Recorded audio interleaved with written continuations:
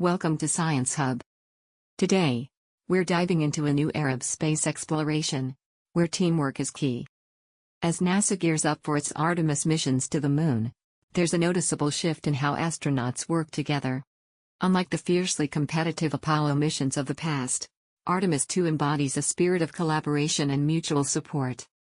Historically, the Apollo missions of the 1960s and 70s were driven by intense competition. Astronauts were often vying to be the first to achieve unprecedented milestones. However, the Artemis Two team is redefining this dynamic.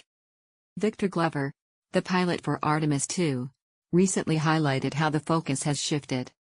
The team now emphasizes positive interactions and supporting one another, which strengthens team spirit and reduces internal conflicts.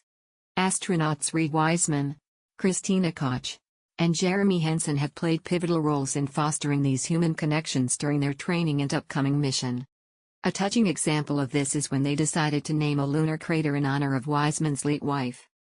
This heartfelt gesture not only showcases their devotion but also their unity as a team. Wiseman described the moment as emotional and a powerful boost to their cohesion, keeping them focused on their future tasks. Although both the Apollo and Artemis missions aim for the Moon, their objectives differ significantly. Apollo was about quick technological advancement during the space race against the Soviet Union.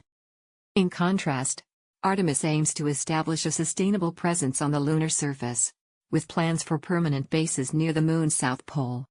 This shift mirrors NASA's vision to leverage new skills and knowledge for greater goals, such as eventually sending manned missions to Mars. As NASA continues to pursue its ambitious objectives, collaboration and innovation remain at the core of its future successes. If you enjoyed learning about this evolution in space exploration, subscribe for more science content.